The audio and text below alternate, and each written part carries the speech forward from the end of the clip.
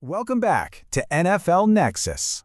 Before we unpack the massive, high-stakes drama unfolding in Indianapolis today, make sure you hit that subscribe button, like this explainer, and comment down below with your thoughts as we go along. And hey, if you really want to support the deep dives we do here, definitely consider becoming an NFL Nexus channel member. All right, let's get right into it, because everything changed in a matter of seconds for the Indianapolis Colts. We're looking at a team that was absolutely supposed to be building a modern NFL dynasty. They were anchored by raw youth, elite athleticism, and just unparalleled physical traits across the board. But instead, right now, today, they are staring into the abyss. High expectations have violently collided with harsh realities. You really have to ask yourself what happens when the players you bet your entire franchise's future on simply cannot stay on the field. I mean, this isn't just about losing football games on a Sunday afternoon. This is about an entire organization completely paralyzed by multi-million-dollar investments going terribly, terribly wrong. And beyond the money, it's about human beings pushed to their absolute physical and mental breaking points. For the 2026 Indianapolis Colts, the foundation is cracking. And the question isn't just if they can find a way to fix it, it's whether a total catastrophic collapse is already inevitable. Section 1. A franchise at the crossroads. The weight of expectations in Indianapolis. Section 2. A costly quarterback collapse. The fall of Anthony Richardson. Imagine the suffocating tension in that locker room right now. It is incredibly heavy. You can feel it in literally every press conference, every offseason workout, every single rep taken on the practice field. General Manager Chris Ballard and head coach Shane Steichen are standing at a precipice, watching their ultimate investment completely crumble. Think back just 3 years ago. Anthony Richardson was the chosen one, right? The number 4 overall pick, the raw physical specimen who was supposed to completely revolutionize the quarterback position in Indianapolis. But the human body has limits, and Richardson's body has been brutally, relentlessly tested. Out of 34 possible starts in his young career, Anthony Richardson has missed an agonizing 19 games. Let that sink in for a second. 19 missed starts. We're talking about a devastating AC joint sprain in his throwing shoulder that lingered for years, totally destroying his throwing mechanics, and then a horrifying orbital bone fracture suffered during the 2025 season. The physical toll has been absolutely catastrophic, leaving the franchise completely unable to rely on the man they drafted to be their savior. But the injuries are really only half the story here. The cold hard reality of the numbers when he actually does manage to get on the field reads like a grim medical chart for a dying offense. Look at this. In those 17 games he played, a wildly inaccurate 50.6% completion percentage, 11 touchdowns, which are completely erased by 13 interceptions. And perhaps the most damning metric of all, 12 fumbles. 12! That's almost a fumble every time he steps onto the field. It's an absolute avalanche of turnovers, poor processing speeds, and just terrible execution. When a franchise pillar crumbles under the immense weight of terrible on-field performance, the entire organization is forced to freeze. $10,816,282. That is the exact, staggering dead cat figure the Indianapolis Colts would have to absorb if they simply cut ties with Anthony Richardson right now. It is a number that creates pure financial dread in any NFL front office. Now, you might be sitting there wondering, well, why not just trade him? Get a fresh start, right? Well, the market has completely dried up. Other front offices aren't just looking at the scary injury history, they are meticulously watching the game tape. They see the glaring mechanical flaws in his footwork. They see the incredibly slow processing speed when he's trying to read complex NFL defenses. They see the sheer inability to protect the football in the pocket. No one, literally nobody, is willing to give up meaningful draft capital for a quarterback who can't stay healthy and consistently struggles to complete basic checkdown passes. So, the front office is completely paralyzed. They are practically forced to keep him on the 53-man roster just to avoid this massive financial penalty, basically riding out the agonizing final year of his rookie deal. Section 3. The new backup dilemma.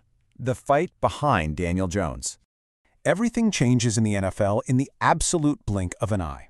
The Anthony Richardson era as the franchise savior, that is over. So to try and stabilize the position, the Colts brought in veteran Daniel Jones, who right now is slowly, painstakingly recovering from a ruptured Achilles tendon.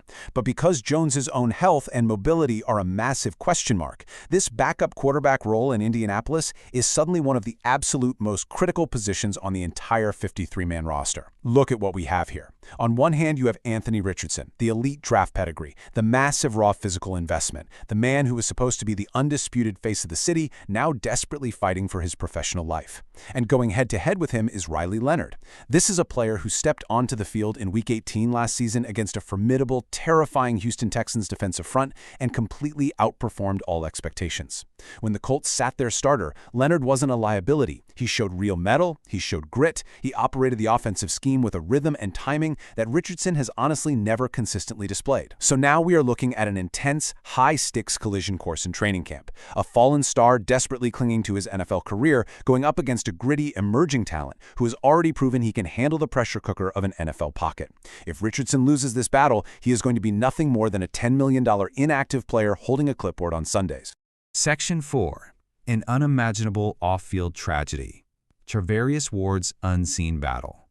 Now, while the offense was gridlocked and essentially collapsing in on itself, one of the Colts' biggest, most high-profile investments on the defensive side of the ball was fighting an agonizing, entirely silent war. Star cornerback Charvarius Ward moved 3,000 miles away from San Francisco, signing a massive 3-year, $54 million contract with Indianapolis. It was supposed to be a fresh start, right? An escape from the places that haunted him. But we really have to trace this brutal timeline to truly understand the sheer resilience of this man. In October 2024, Ward and his fiancée experienced the absolute worst pain a human being can possibly endure, the tragic death of their 23-month-old daughter, Imani Joy. He took that $54 million deal with Indy to try and move forward, but the trauma aggressively followed him onto the football field. In Week 1 against the Miami Dolphins, he suffered a severe concussion. Then, in Week 6, before the game even started, a violent, brutal pregame collision with his own teammate Drew Ogletree resulted in another frightening head injury. This second concussion forced a miserable month-long absence in the league's concussion protocol. So you have physical brain trauma directly compounding unimaginable, suffocating emotional grief. It pushed an elite, prime-of-his-career athlete, a man who had reached the absolute pinnacle of his sport, to the absolute brink of retiring from the game of football forever. My heart was super heavy still with my baby girl. Listen to those words. Let them sit with you for a moment. Imagine being out there during the grueling, physically demanding heat of an NFL training camp, when players are violently fighting for their livelihoods and trying to execute incredibly complex defensive coverages. Ward was battling an isolating, paralyzing pain that most of us literally cannot even fathom. He admitted to having really rough moments, to having dark thoughts of, man, I don't know if I can do it anymore. The guaranteed money didn't matter. The fresh start didn't matter. The fame of being an NFL superstar absolutely didn't matter. His heart was entirely consumed by the heavy, heavy memory of Imani Joy. Section 5. Finding light in the darkness. The return of a shutdown corner. But then, something shifted deep within him. A kind of spiritual resurrection began to take place in Indianapolis. During off-season workouts, Ward found himself lined up against the fresh-legged young boys on the roster. You know, the rookies, the guys trying to take his job. And he went out there and absolutely dominated them in man-to-man coverage. His body gave him a stark, undeniable reminder he still had it. He was still one of the most elite, technically sound cornerbacks on the planet. He refused to let his career end in the suffocating darkness of last season. He relocated his family to Indianapolis so he wouldn't have to face this journey alone. And that profound internal shift is captured perfectly in his own words right here. I feel like she always watching over me, she always with me spiritually. This right here is the emotional climax of Charvarius Ward's journey. The agonizing grief that once threatened to pull him out of the league entirely has completely transformed. His daughter's memory is no longer a source of paralyzing sadness. It has become this deep, unbreakable well of spiritual strength. He told reporters he is actually smiling again. He is actively doing work in the community in her honor. He is, in his own words, in a much better, healthier space. And that is just incredible to see. And this deeply personal triumph, it acts as the vital heartbeat for what the Colts have methodically built on the defensive side of the ball.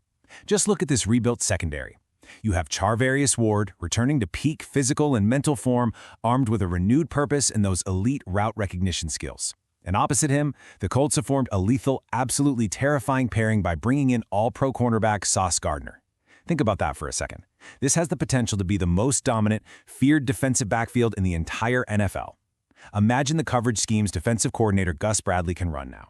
You have two massive, long-armed boundary corners who can completely erase an opponent's top wide receivers in press-man coverage without even needing safety help over the top. It's wild.